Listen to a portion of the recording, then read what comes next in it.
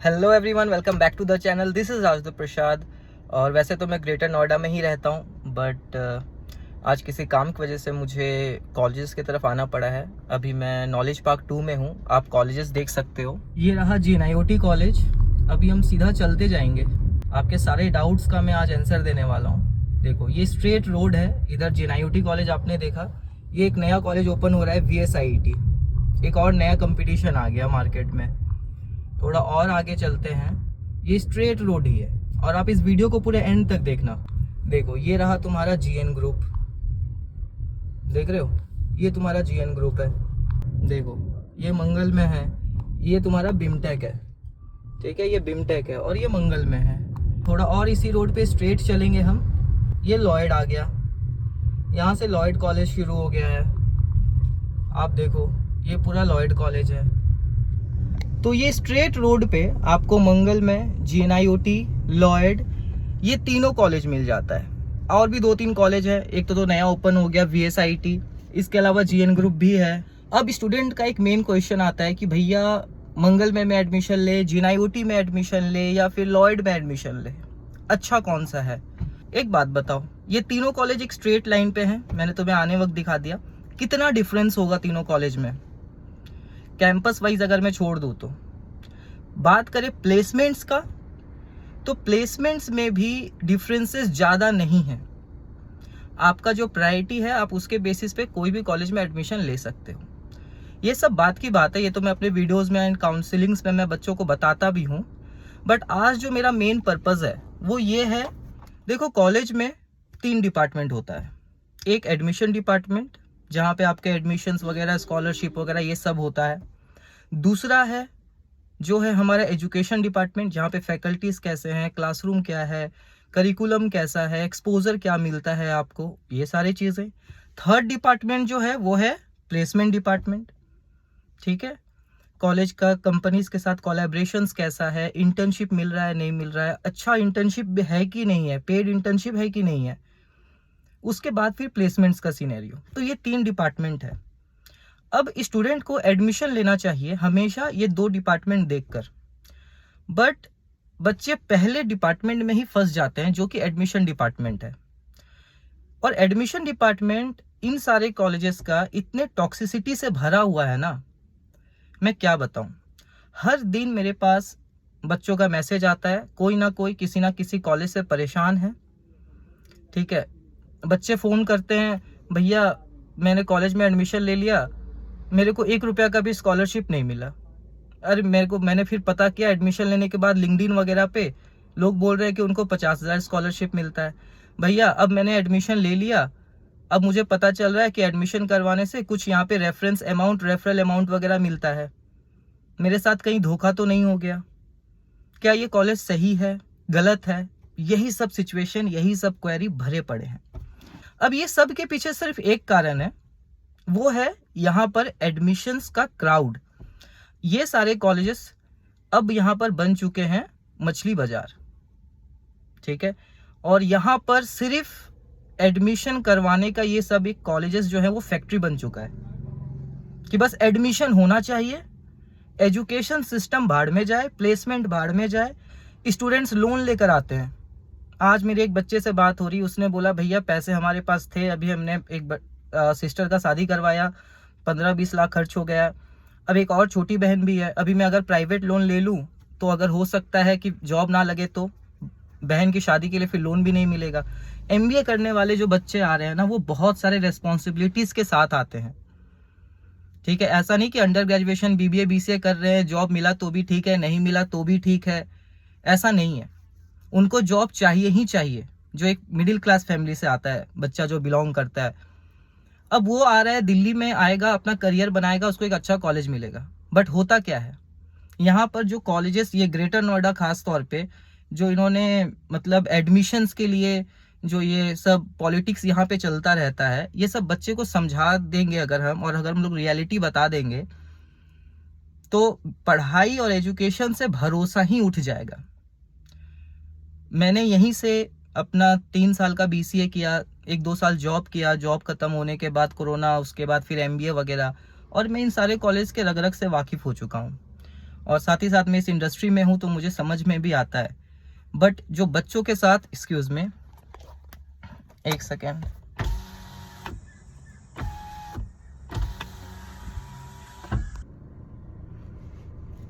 पता नहीं, आज लग रहा है मक्खी भी मुझे सच नहीं बोलने देगा। हाँ, तो मैं कहाँ था? Admission department. तो एडमिशन्स के बारे में बात करते हैं कि यहाँ पे एडमिशन अगर आप ले रहे हो तो आपको किस किस बातों का ध्यान रखना चाहिए। देखो, अब यहाँ पर एडमिशन्स के लिए कॉलेजेस क्या करते हैं ना, कुछ तो थोड़े मोड़े फेमस इन्फ्लुएंसर्स वगैरह जो हैं उन लोगों को ये हायर कर लेते हैं।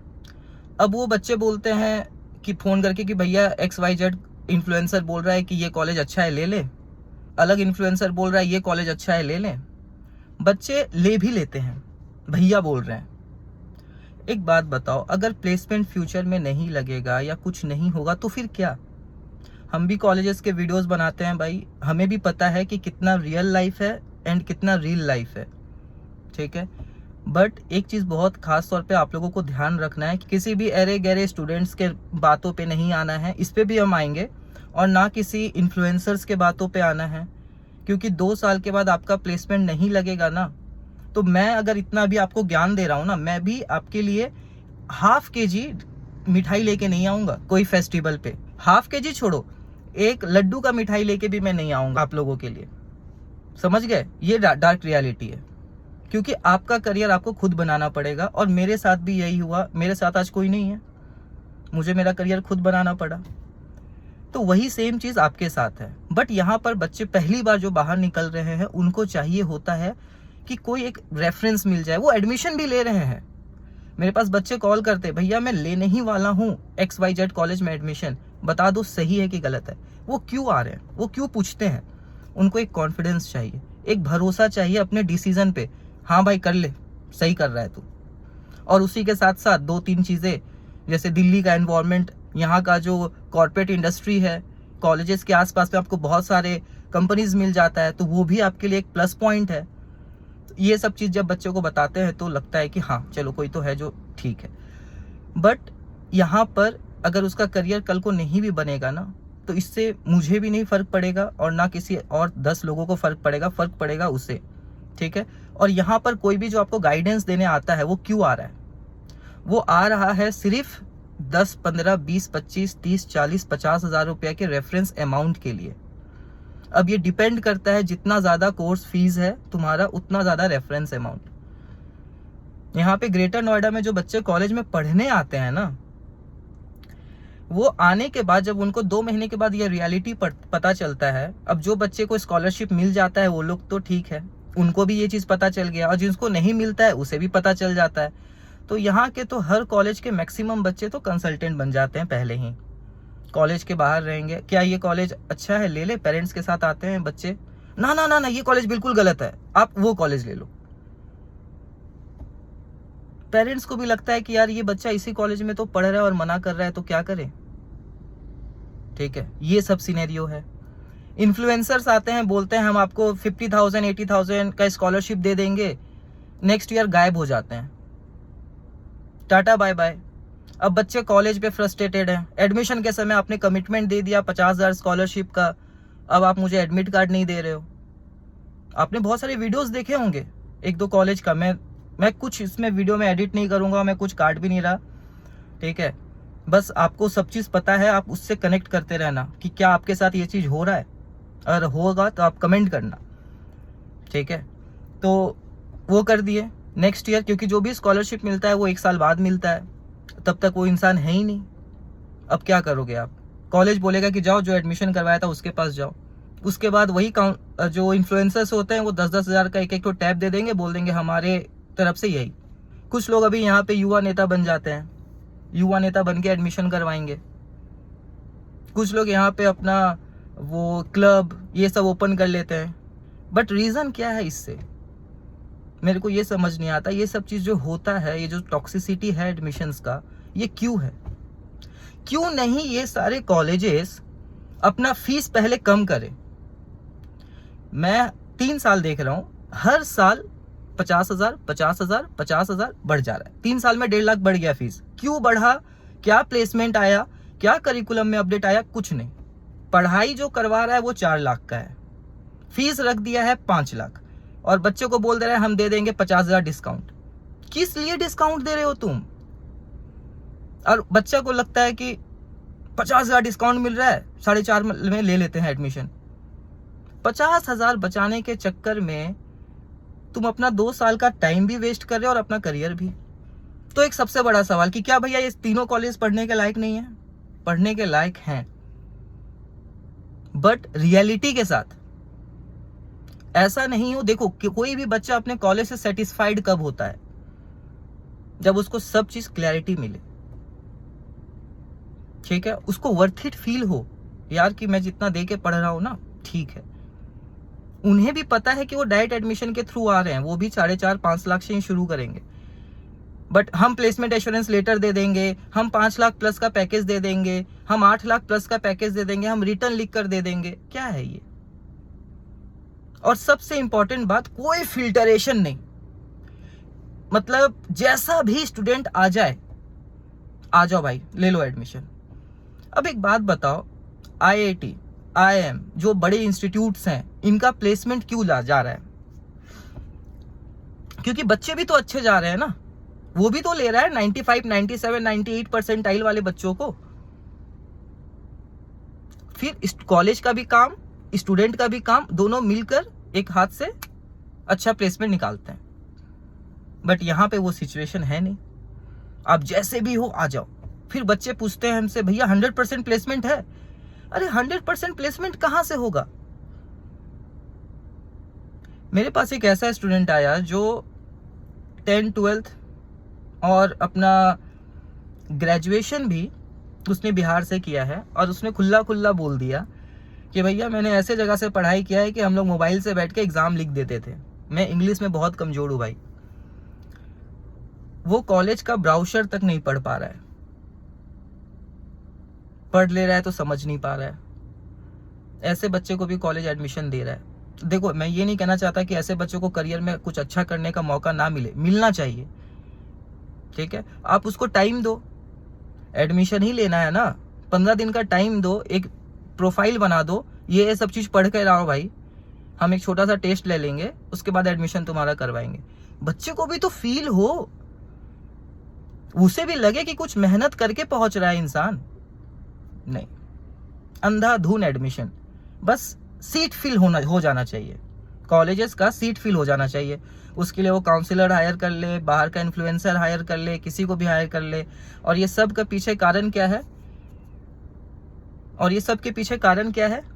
एडमिशन होना चाहिए कॉलेज में। बस हर साल लाखों बच्चे भर भर के आ रहे हैं यहाँ पे, और किसी भी कॉलेज में अगर मैं 500 बच्चों को खड़ा करके पूछ लूँ आप लोगों का करियर कैसा चल रहा है, 300 बच्चे बोल देंगे, 350 बच्चे बोल देंगे नहीं खराब चल रहा है। अब ये 350 बच्चे कौन है जो डिस्काउंट डायरेक्ट बिना किसी मतलब का बस पता चल गया ले लिए? अब कुछ बच्चे बिहार के जो होते हैं, ऐसा है जो ना वो प्राइवेट लोन ले सकते हैं और ना ज़्यादा पैसा खर्च कर सकते हैं। वैसे बच्चे खास तौर से तो मंगल में चले जाते हैं क्योंकि वहाँ DRCC है, इजी एडमिशन है। अब बच्चा फिर पूछेगा भी कि भैया मंगल में का प्लेसमेंट कैसा है? तुम्हें क्या लगता है कैसा होगा? अगर उसका प्लेसमेंट जा रहा होता, 70-80% बच्चों का प्लेसमेंट जा रहा होता 6-7 लाख का, 5 लाख का, तो वो तुम्हें एडमिशन देता? बताओ, नहीं ना। तो बट क्या मंगल में कॉलेज खराब है? खराब नहीं है, बट कॉलेजेस को थोड़ा सा अपना जिगरा बढ़ाना पड़ेगा। आप लोग अच्छे से बच्चे फिल्टर करके लो, और अगर डायरेक्ट भी लेते हो तो क्लासेस जल्दी शुरू करो ताकि उन लोगों का फाउंडेशन क्लास स्ट्रांग हो। बहुत सारे कॉलेज को यहाँ देखता हूँ अगस्त, सितंबर, जुलाई के बाद सेशन शुरू करते हैं। एडमिशन हो रहा है जनवरी फरवरी से ही, बच्चा 6 महीना घर पे बैठा है। सीट इनटेक कम रखते, क्वालिटी एजुकेशन प्रोवाइड करवाते तो ये सब चीजें नहीं करना पड़ता। 2 साल के बाद आपके पास खुद अच्छा प्लेसमेंट आने लगेगा तो बच्चे खुद आ जाएंगे, है ना। आपको किसी भी इन्फ्लुएंसर को हायर करके कि आप मेरे कॉलेज के बारे में अच्छा बोल दो, आप बच्चे रिकमेंड कर दो, ये सब चीजें नहीं करना पड़ता। और मैं काउंसलर्स लोगों को भी बोलना चाहता हूँ यार कि अगर ये सब वीडियो देख रहे हो तो बच्चों को इतना डिस्ट्रैक्ट मत करो, राइट। और ठीक है, कमाओ यार, पैसा कमाना सबके लिए है, 5-10 हज़ार तुम भी कमाओ, ठीक है, मना नहीं है। बट एक चीज का ध्यान रखो, बच्चों को बेनिफिट तो दो, कुछ बेनिफिट उन्हें भी तो मिलना चाहिए। तो यही बात आप लोगों को मैं बताना चाहता हूँ स्टूडेंट्स, कि कॉलेज में एडमिशन लेने से पहले जो एडमिशन पार्ट का जो टॉक्सिसिटी है, इसको मैनेज करना बस आना चाहिए। वो समझ जाओगे, उसके बाद कॉलेज का करिकुलम वगैरह भी देखो, अच्छे से समझो, अपना प्रायोरिटी एनालाइज करो एंड देन एडमिशन लो। मैंने अभी तुम्हें स्टार्टिंग में दिखाया ना, तीनों सामने ही है, डायरेक्ट एडमिशन तीनों ले रहे हैं, क्या फ़र्क होगा? थोड़ा कैंपस लाइफ में फ़र्क है, थोड़ा फीस में फ़र्क है, एक दूसरे के कॉलेज के बीच में कंपटीशन है, वो तो चलेगा ही, ठीक है। इसमें आप मत फ्रस्ट्रेट हो जाओ। बच्चे कभी कभी लॉयड में एडमिशन ले लिए, किसी को फोन करके पूछ रहे हैं, भैया लॉयड में एडमिशन ले लिया, कैसा है? अरे पूरा एकदम पाप कर दिया तुमने, लॉयड खराब है बिल्कुल, एकदम जीनाइटी ले लो। अगर वही बच्चा जीनाइटी में एडमिशन ले लिया है, जीनाइटी मेरा बिल्कुल खराब है, पाप हो गया, लॉयड ले लो। अच्छा, फिर अगर आप उसी स्टूडेंट, उसी काउंसलर को अपने नंबर से कॉल करके पूछोगे कि भैया लॉयड में एडमिशन लेना है, हाँ हाँ झक्कास कॉलेज है, क्या है ये सब? और बच्चे से मैं ये सब चीजें इसलिए बोल रहा हूँ ना आप लोगों को, अभी ये सब चीज़ों से फ्रस्ट्रेट हो चुके हैं स्टूडेंट्स भी, खासतौर पे मैं भी। आई डोंट नो, देखो मैं कोई बहुत बड़ा यूट्यूबर नहीं हूँ, ठीक है, मैं खुद का अपना एडुटेक कंपनी चलाता हूँ, आप चेक कर सकते हो, कैपिकन यूनिवर्सिटी प्राइवेट लिमिटेड, ठीक है। और बट मेरे वीडियोस के बेसिस पे जो बच्चे मेरे पास क्वेरी करके आते हैं ना, आप लोग बिलीव नहीं करोगे, एक एक बच्चे से मैं 1-2 घंटे में बात करता हूँ, कॉलेज के बारे में नहीं, करियर के बारे में, कि भाई लेना तो यही पड़ेगा, यही सब में, बट तुम अपना करियर कैसे बनाओगे? मंगल में कॉलेज अच्छा है बुरा है भाड़ में जाए, मंगल में 500 बच्चे पढ़ रहे हैं ना, 100 बच्चे करियर सेट कर पा रहे हैं, उस 100 में से तुम कैसे आ पाओगे? जब कॉलेज आपके लिए कुछ नहीं कर पा रहा है, एजुकेशन सिस्टम आपके लिए कुछ नहीं कर पा रहा है, तो आपको खुद के लिए कुछ करना पड़ेगा। और इसीलिए आप दिल्ली आ रहे हो, नहीं तो आप अपने घर में ही पढ़ लो भाई। आजकल ऑनलाइन डिग्री, ऑनलाइन कोर्सेज की कमी नहीं है, 5 लाख क्यों खर्च करना? और यहाँ के जो लोकल स्टूडेंट्स हैं, मतलब जो अपने माँ के बना हुआ हाथ का खाना खा के आ रहे हैं, उन लोग का क्या है, 3 लाख फीस है, 4 लाख फीस है, 5 लाख फीस है, उनको 4 लाख का भी प्लेसमेंट मिल गया जयराम जी के बढ़िया कॉलेज। आपका क्या? आपको तो यहाँ 2 साल रहने का ही खर्चा 4 लाख है, हॉस्टल फीस मिनिमम 1.5 लाख, वो तो आपने दे दिया। उसके बाद महीने के 4-5 हज़ार के खर्चे, 12 5 60, 2 लाख रुपया चला गया, क्या करोगे? तो आपके लिए 9 लाख का इन्वेस्टमेंट, आपको 4 लाख का पैकेज लगेगा, तो आपको तो चोट लगेगा ना। और यहां पर बस आपको उसी सब चीजों से बचना है, ठीक है। अपने बारे में सोचो, कॉलेजेस ने अगर फीस बढ़ा के रखा है तो मांगो डिस्काउंट, नहीं मांग रहे हो, नहीं देगा कॉलेज वाला, तो मत लो एडमिशन, नहीं लेना है भाई, क्योंकि है तो डायरेक्ट में ही। तुम्हें लॉयड नहीं जम रहा है, तुम जीनाइटी चले जाओ, जीनाइटी नहीं जम रहा है, मंगल में चले जाओ, अपने फीस पे देखो भाई। क्योंकि इन लोगों ने अनवांटेड फीस बढ़ा के रखा है, और ये बात तुमको मानना पड़ेगा। अगर फीस अनवांटेड नहीं होता तो ये एडमिशन पर 30-30 हज़ार, 40-40 हज़ार बांटते नहीं फिर रहे होते, और इस चीज को आपको समझना पड़ेगा। और इसको मैं गलत भी नहीं बोल सकता, कॉलेजेस का तो ये बिजनेस स्ट्रेटेजी है, ठीक है। चलो आपको किसी ने गाइड किया, उसके बेसिस पर आपने किसी को 20,000 का बेनिफिट करवा दिया, बट कॉलेज तो आपको सही मिले, सही हकीकत के साथ, प्रायोरिटी के साथ तो हो, सब कुछ अच्छा तो चले, ठीक है। और इसका भी एक सिस्टमेटिक वे बनाओ भाई, कुछ तो करो कॉलेज वालों, ताकि बच्चे खुश रहे तुम लोगों से, है ना। जैसे ही एडमिशन सेशन शुरू होता है, ले करिकुलम्स, ले फेयर, ले फेस्ट, बस दिखौटी चीजें हैं यहाँ पे, तो ये सब तो नेगेटिव चीज़ें हो गया भाई, बट पॉजिटिविटी भी है, पॉजिटिविटी भी है। आप यहाँ से पढ़ाई करोगे तो आप अपना करियर बहुत आसानी से बना सकते हो। आप कॉलेज में पढ़ रहे हो, आपके सीनियर कहीं ना कहीं जॉब कर रहे होंगे, अरे वो जैसे भी करे, इंटर्नशिप कर रहे होंगे, रेफरेंस लोगे आप, वही चीज़ वहाँ से रेफरेंस लेकर आप वो चीज़ कर सकते हो। अपना प्रोजेक्ट्स पे काम करो, रिसर्च पे काम करो, लिंक्डइन में पोस्ट करते जाओ, एंड देन आपके पास अपॉर्चुनिटी आएगा। इसलिए तो आप दिल्ली में हो। 4 लाख आप कॉलेज को दे रहे हो तो 4 लाख आप दिल्ली को भी तो दे रहे हो रहने के लिए, तो उससे भी तो ROI मांगोगे। जॉब नहीं है मार्केट में, बच्चों का ये भी है कि भैया जॉब नहीं है, जॉब नहीं है। हम लोग अभी मेरे पास 15 से 20 यूट्यूबर्स हैं, कुछ उनके एडिटिंग वगैरह अभी हमारी टीम संभालती है। मेरे पास 2-3 एडिटर भी हैं। पर वीडियो का 200 रुपया लेते हैं, सॉरी पर मिनट का 200 रुपया लेते हैं। वो एक शॉर्ट्स का 200 रुपया 1 मिनट का रहता है। तो और अगर 10 मिनट का वीडियो अगर हो गया वो, तो वो चला गया 2000 रुपया तो हो गया। अब उसको एडिटिंग आता है तो, और मुझे एडिटर चाहिए, तो उसको जॉब लेने से कौन रोक सकता है? क्या उसने मेरा कोई बुराई किया है या मेरा उसने कुछ बिगाड़ा है जो मैं उसको नौकरी नहीं दूंगा? यही स्किल्स की बात होती है जो बच्चों को मेरे को समझाना रहता है। आप जब यहाँ पे आ रहे हो तो आप जो 9 to 5 कॉलेज जाओगे ना, इससे आपका करियर 40% बनता है। बट आप रात को 10 से 2 क्या कर रहे हो, उससे आपका बाकी का 60% करियर बनता है। आने के बाद अपनी स्किल्स पे फोकस करना शुरू करो। सबसे इंपॉर्टेंट बात, कॉलेज लो भले 3 लाख का, बट 1 लाख का लैपटॉप लो। आपके पास लैपटॉप होना चाहिए, समझ गए? एंड बाकी आप खुद स्मार्ट हो, MBA करने आ रहे हो, ठीक है, और ये सब चीज़ों को थोड़ा सा समझ लो। फाइनेंस को लेकर मैटर यही करता है। लोग बोलते हैं MBA नहीं, PGDM कर लो। PGDM कर लो क्योंकि PGDM 8 लाख का है तो ज़्यादा रेफरेंस है, PGDM कर लेते हैं। बट अगर कोई आपको गाइड कर रहा है और उसका सोच यही है तो वो खराब है।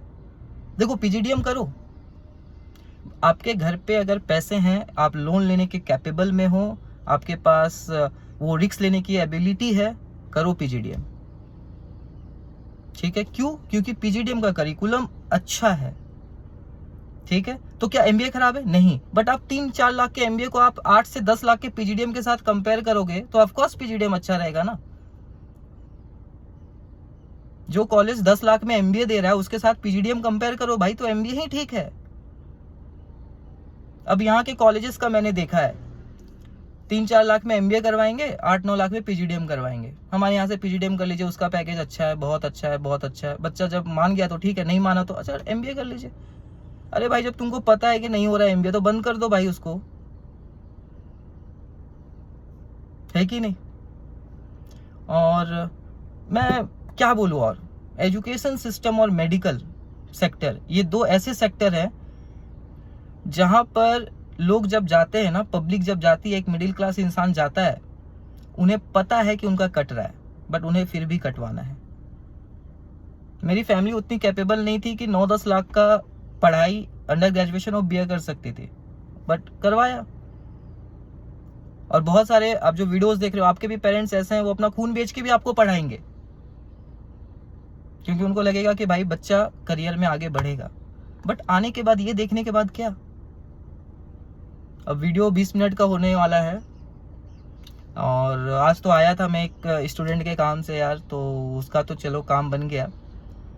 और ये वीडियो पता नहीं मैं अपलोड करूँगा नहीं करूँगा, बट मेरे मन में ये सब चीज़ें थी जो मुझे डिस्कस करना था। मैं भी कोई बहुत पढ़ा लिखा ज्ञानी आदमी, पंडित नहीं हूँ, ठीक है? बट यहाँ पे ग्रेटर नोएडा में मैं 2016 से हूँ, तो कुछ तो सीख लिया होगा मैं यहाँ के बारे में। बस इतना कहना था। And thanks for watching the video. पढ़ते रहिए, आगे बढ़ते रहिए। Thank you.